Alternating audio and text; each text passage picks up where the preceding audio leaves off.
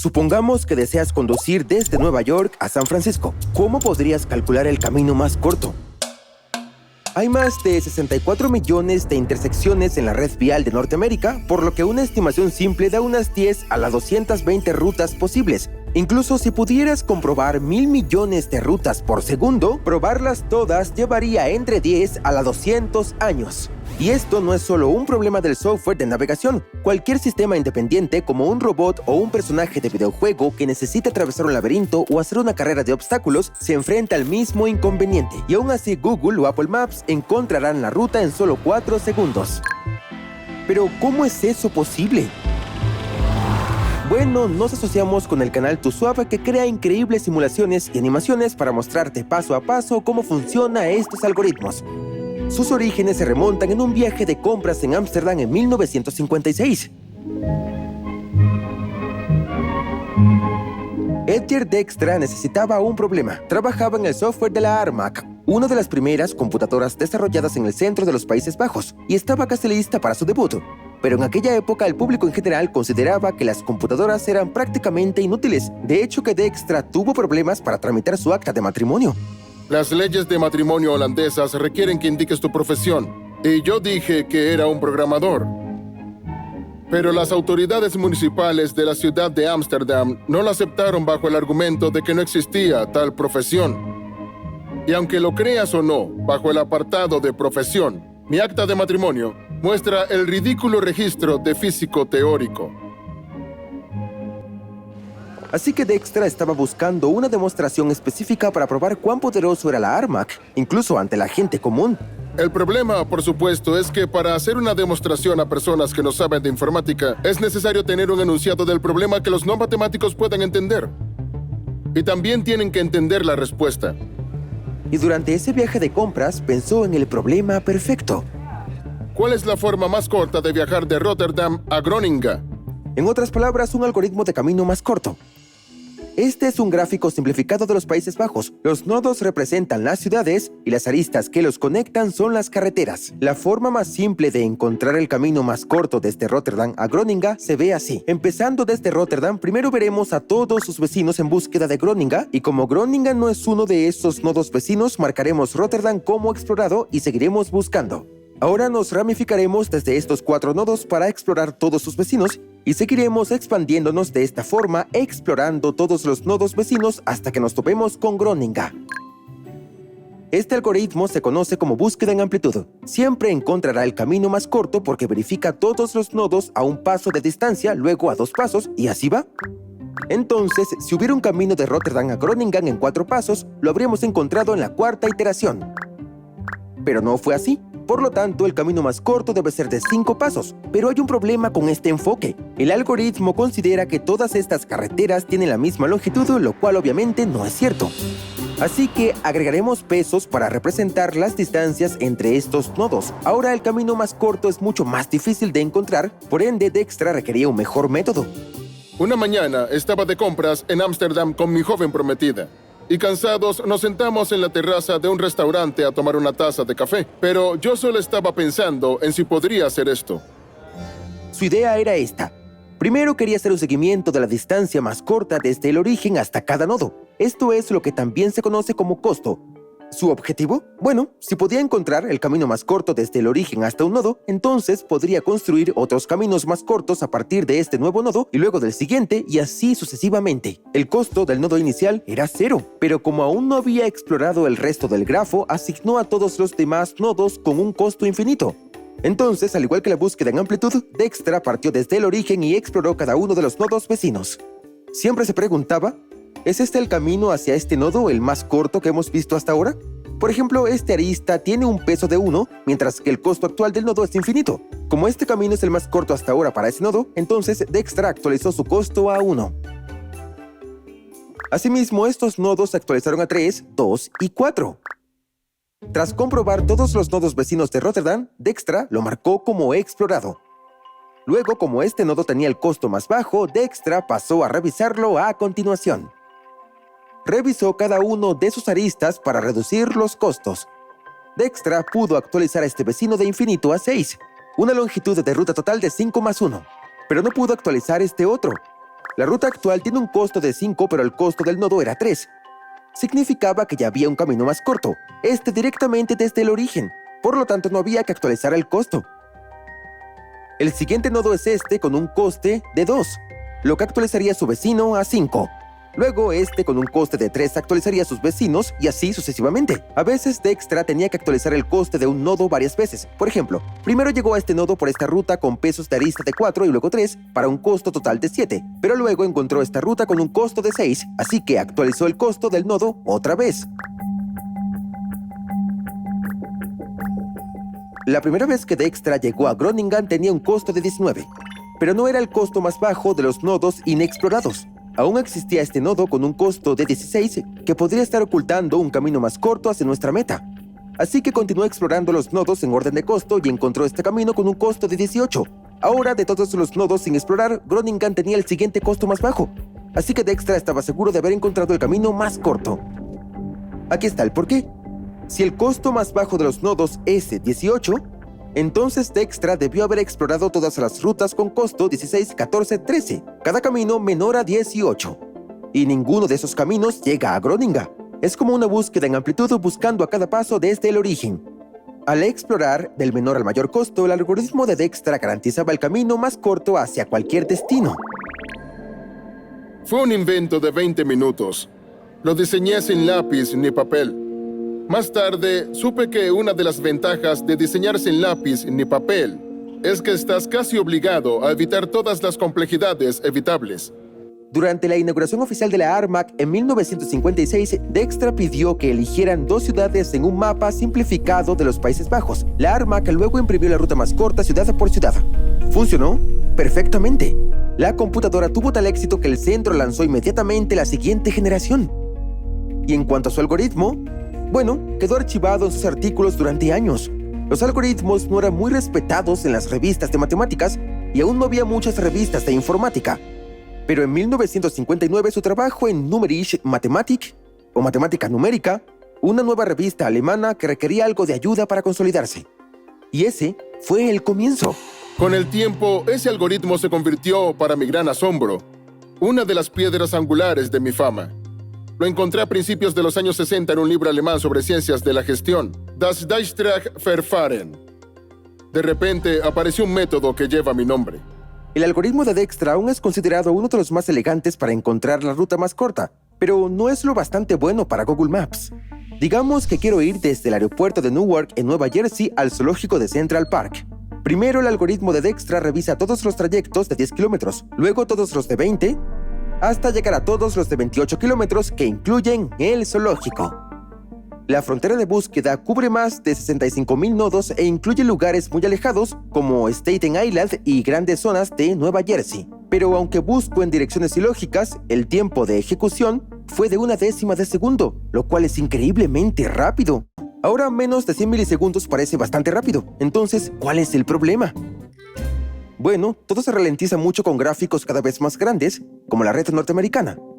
Una forma de comparar algoritmos de búsqueda es mediante su velocidad promedio de consulta. Primero elegimos muchos puntos al azar, luego ejecutamos el algoritmo de Dijkstra en cada par de puntos y promediamos los tiempos de ejecución. En la red norteamericana, un algoritmo de Dijkstra tarda 7 segundos por ruta, y para muchas de estas búsquedas, el algoritmo tiene que explorar la mayoría de esos nodos.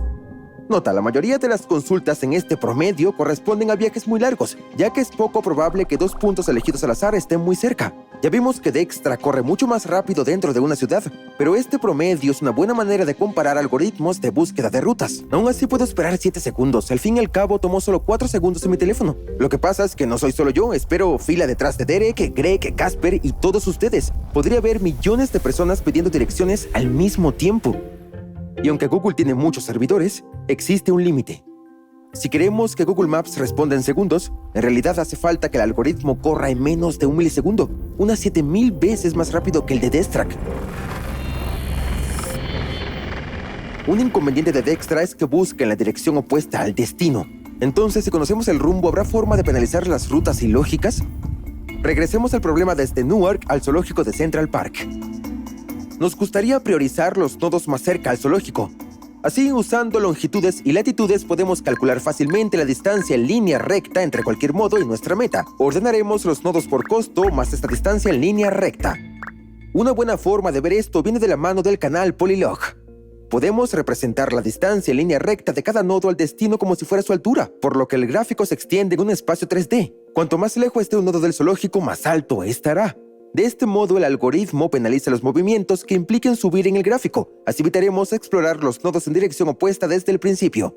Entonces, mientras la frontera de búsqueda de Dijkstra se expande hacia todos lados, esta versión modificada, también llamada A*, se dirige directo al zoológico. Solo revisa unos 7000 nodos, lo que significa una mejora de casi 10 veces respecto a Dijkstra.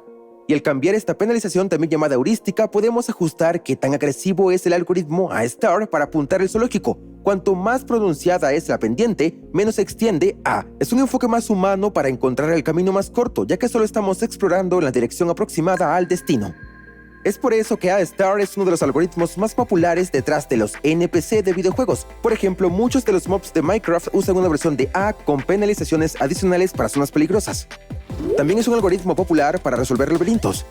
En el peor de los casos, A explora tantos nodos como Dijkstra, pero en el laberinto de la derecha puede reducir el espacio de búsqueda a más de la mitad. Pero, sin embargo, cuando intento llegar a algún lugar no me importa reducir la distancia, solo quiero llegar en menor tiempo. Para optimizar el tiempo, dividimos la distancia en línea recta por la velocidad máxima permitida en el gráfico. Esto nos da el tiempo mínimo de viaje. Pero esta heurística subestima demasiado el valor real. Si buscas la ruta más corta en el sentido de la distancia geográfica más pura, vas a ganar algunas ventajas usando A* en comparación del Dijkstra básico. Pero si buscas optimizar el tiempo de viaje, desde mi experiencia, A* pierde contra un Dijkstra bien optimizado. Exploras menos nodos, pero no tantos. Además, ahora tienes que evaluar un montón de heurísticas que no necesitarías calcular si hicieras un Dijkstra puro. Y esos cálculos incluyen una molesta operación de raíz cuadrada. En nuestro gráfico de Nueva York, el algoritmo de Dijkstra exploró unas 9.5 veces más nodos que A* para hallar el camino más corto por distancia. Pero si cambiamos eso al tiempo de viaje más corto, los nodos explorados por A se triplicaron, mientras que Dijkstra solo aumentó un 10%. Y esto solo empeora en gráficos más grandes, así que Google Maps necesita algo mejor que funcione bien para el tiempo de viaje. ¿Qué pasaría si realizáramos la búsqueda en ambos sentidos, del origen al destino y del destino al origen? Si dos puntos están en una distancia r, Dijkstra busca la mayoría de los nodos dentro de un círculo del área pi r al cuadrado. Pero con dos búsquedas, los frentes se superpondrán cerca de r sobre 2 y cubrirán un área de medio pi r al cuadrado, la mitad que una sola búsqueda, y dependiendo del gráfico a veces puede ser mejor aún menor. Una búsqueda básica de Dijkstra desde el Carnegie Hall hasta Wall Street exploró más de 7.200 nodos. Pero un Dijkstra bidireccional exploró un poco más de 2.600 nodos. Una mejora cercana al triple. Pero ni la búsqueda bidireccional aprovecha la lógica interna de las redes de carreteras. Aún hacen cosas que uno no consideraría precisamente una buena idea, ¿no? Como revisar el autoservicio de un in and out para ver si no hay un camino más corto al que puedas llegar si conduces hasta la mitad y luego del que puedas salir fácilmente. Tal vez esa sea la razón del por qué Dijkstra y A* por sí solos no bastan. Ninguno de los dos tiene una noción clara de la jerarquía que hay en la red vial. Cuando yo pienso en cómo ir de un lugar a otro, sé que tal vez voy a deambular por algunas calles locales y luego entraré a una autopista. Después, cuando esté cerca de mi destino, saldré de la autopista y daré más vueltas por otras calles locales. Existe una jerarquía en las redes viales, pero estos algoritmos no pueden sacarle provecho. Por lo tanto, tiene la misma probabilidad de buscar en una calle local con curvas que en una autopista siempre tengan el mismo peso. Entonces, ¿cómo programamos esta intuición humana en un algoritmo? Si nos fijamos en las implementaciones de la industria en los 90, por ejemplo, en los primeros sistemas GPS para autos, usaban un tipo de clave vial precalculada con la que etiquetaban las carreteras. La idea básica era esta. Los topófragos salían y tomaban notas sobre una calle, como su límite de velocidad, su ancho o si era una autopista.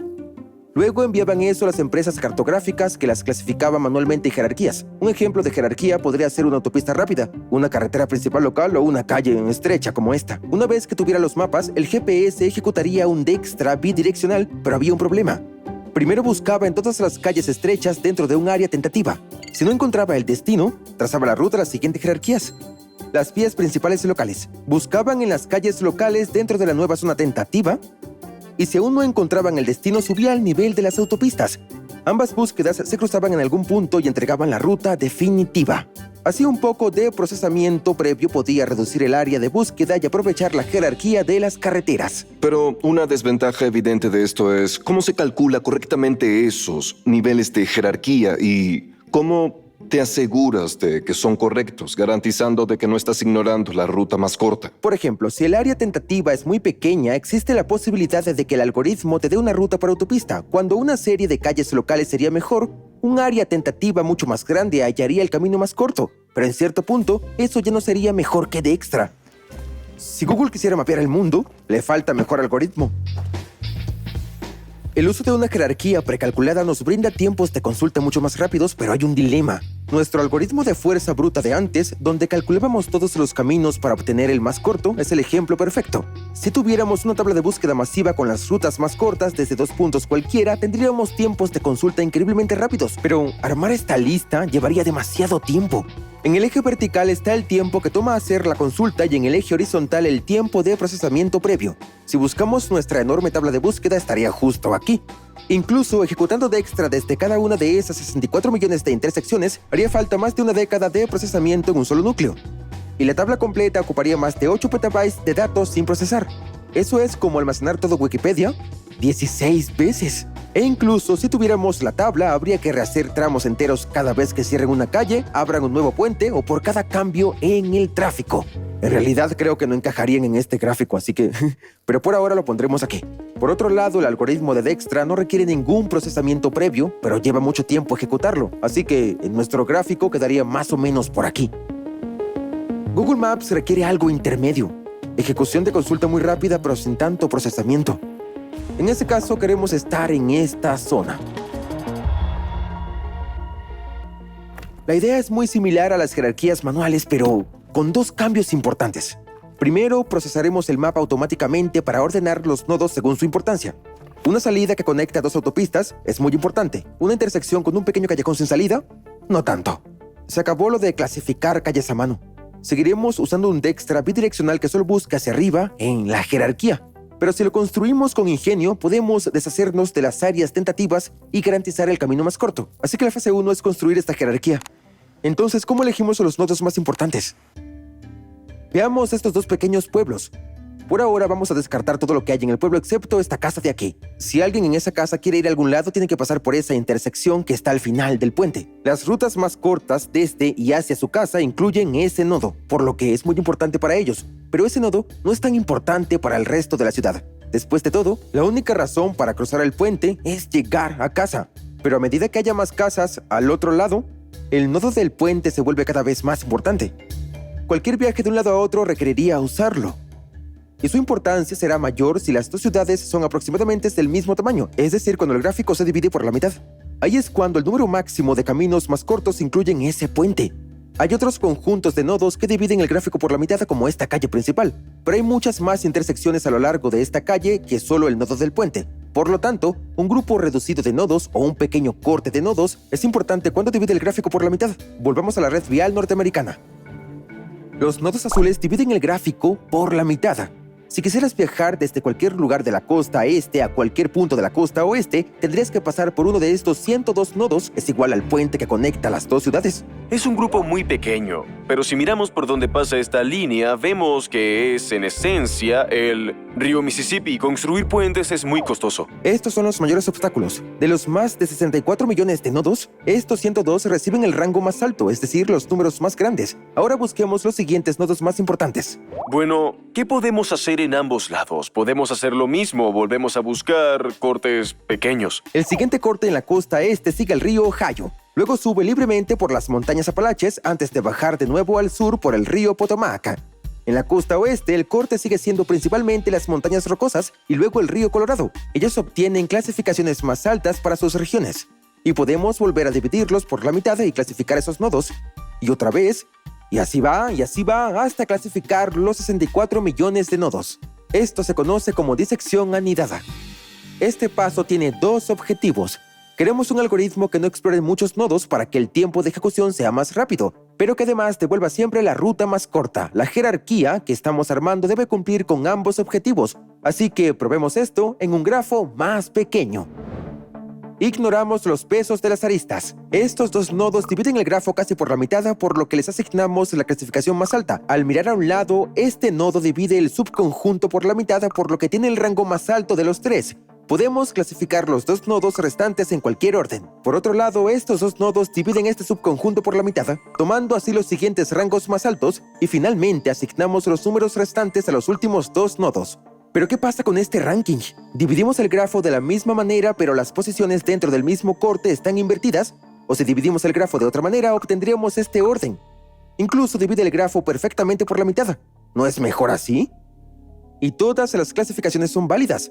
En breve veremos por qué podríamos usar cualquiera de ellas, pero por ahora nos quedaremos con esta. La mejor forma de visualizar esta clasificación es bajar o contraer los nodos en orden. El 1 quedará más abajo de los demás, el 2 un poco más arriba y así sucesivamente. Introducimos un algoritmo de búsqueda. Para que sea más rápido, limitamos el espacio de búsqueda moviéndonos solo hacia arriba en la jerarquía. Y por eso es tan importante utilizar un algoritmo Dijkstra bidireccional. Si el algoritmo no pudiera buscar en ambas direcciones, se quedaría atascado.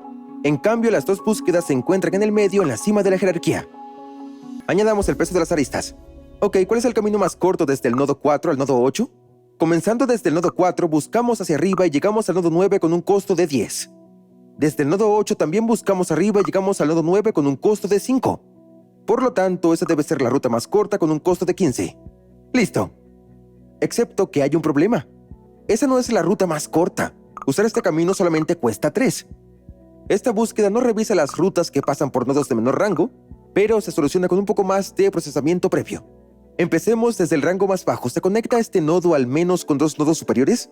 En este grafo, el nodo 1 se conecta con el 3 y el 8. A esto se le llama triángulo inferior, y aunque existe la posibilidad de que este camino sea en realidad el más corto entre el nodo 3 y el nodo 8, nuestra búsqueda jamás lo tomaría en cuenta. Por eso, añadimos un atajo entre los nodos 3 y 8, su valor será el costo de este triángulo inferior. Ahora bien, esta arista no se corresponde con ninguna calle real de la red vial, es solo una forma de realizar un seguimiento de los caminos más cortos. Pasamos al siguiente nodo de menor rango y realizamos la misma prueba, pero podría haber varios triángulos inferiores o podría haber una arista entre los dos nodos superiores. En esos casos, el atajo representará la ruta que tenga el costo mínimo. Una ruta que solo usa nodos de menor rango es como un camino que solo usa las calles locales. No queremos que el algoritmo nos mande por una autopista si una calle local resulta más corta. La creación de atajos desde abajo hacia arriba garantizan que no nos perdamos estos trayectos, descartándolos al mismo tiempo si no son necesarios. Así limitamos el espacio de búsqueda sin perdernos. Pero los atajos tienen otro beneficio. No hace falta preocuparnos demasiado por conseguir una clasificación perfecta. Podemos cortar el grafo casi por la mitad y ordenar los nodos del mismo corte en cualquier orden. Si la clasificación pasa por alto la ruta más corta, bueno, la volveremos a integrar luego con un atajo. Por eso obtuvimos 3 clasificaciones válidas usando las mismas instrucciones anteriormente. Pero si bien cualquier orden servirá para encontrar el camino más corto, uno defectuoso será muy lento o multiplicará los datos del grafo.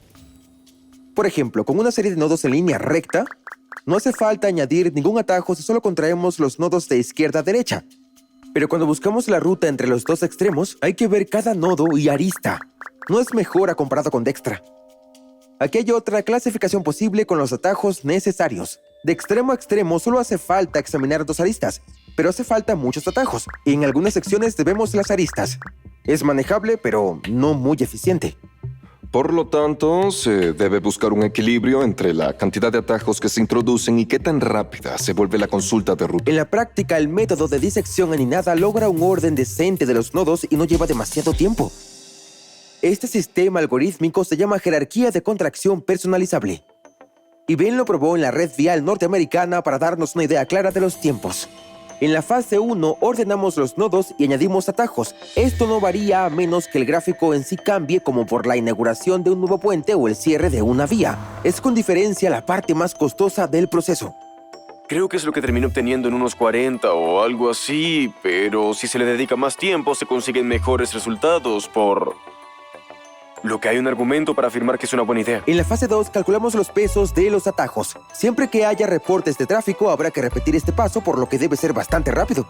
Creo que unos 7 u 8 segundos sin paralelización pueden reducirse a 1 segundo y ahí es donde el consumo de memoria se dispara. Finalmente, la fase 3 en la búsqueda real recuerda que para una ruta larga en la red norteamericana, un algoritmo de Dijkstra bien calibrado debe explorar casi todos los nodos tardando cerca de 7 segundos por ruta. Para esta jerarquía de contracción, el tiempo de consulta fue de aproximadamente 200 microsegundos. Dependiendo de cómo se configuren las variables, puedes reducirlo a unos 100 microsegundos. Pero a efectos prácticos, todo lo que necesita es menos de 1 milisegundo. Eso es 35,000 veces más rápido que Dijkstra evaluado solo en este experimento, y en promedio solo requirió explorar 1,450 nodos, reduciendo el espacio de búsqueda en un factor cercano a 44,000. Una búsqueda con Dijkstra desde San Francisco hasta Montreal requiere validar los nodos del área. En una jerarquía de contracción personalizable solo hace falta examinar estos 1,236 nodos. La mayoría se concentran en torno al origen y al destino. Una vez que asciende lo suficiente en la jerarquía, solo deben validar los cortes más importantes, como el del río Mississippi. Si bien no sabemos exactamente qué utilizan Google Maps, Apple Maps o cualquiera de estas grandes aplicaciones, todas podrían construirse con jerarquía de contracción, siendo los modelos personalizables solo una de sus variantes. De hecho, existen incluso más algoritmos de enrutamiento que no hemos mencionado. Pero si lo analizas bien, el motor de búsqueda principal sigue siendo Dijkstra, un algoritmo que fue concebido hace ya 70 años. 4 décadas después de que Dijkstra publicara su artículo, el informático Danes Mikkel Torup dijo que todos los avances teóricos de enrutamiento de rutas cortas desde un único punto se han basado en el algoritmo de Dijkstra. Y desde el año 2000, gran parte de los algoritmos de enrutamiento más modernos utilizan el algoritmo de Dijkstra, desde variaciones en las jerarquías de contracción hasta un reciente avance teórico que promete un algoritmo de cálculo de rutas aún más rápido. Todo ello basado en un invento de 20 minutos. Parte del éxito duradero de Dijkstra se debe a lo simple que es. Como dijo, la simplicidad es un requisito previo para la confiabilidad. Dijkstra pensó profundamente en los problemas antes de tocar un bolígrafo, porque al final del día sería un programador el responsable de su trabajo, no una máquina. Si en la física hay algo que no entiendes, siempre puedes esconderte detrás de las profundidades inexploradas de la naturaleza. Siempre podrás culpar a Dios, al fin y al cabo tú no lo hiciste tan complejo. Pero si tu programa no funciona, entonces no tendrás a nadie detrás de quien esconderte. No puedes esconderte detrás de una naturaleza renuente. 0 siempre será 0 y 1 siempre será 1. Si no funciona, lo habrás arruinado. Con esos ideales, él esperaba dejar un legado duradero. Él decía, si dentro de 10 años, cuando estés haciendo algo rápido y descuidado, de pronto te imaginas que estoy aquí viéndote por encima del hombro y te dices a ti mismo, a Dijkstra no le hubiera gustado esto. Bueno, sería suficiente inmortalidad para mí. Aunque solo puedas controlar tu pequeño rincón del mundo, aún puedes hacerlo más elegante y reflexivo posible, tanto para ti como para todos los que vengan después.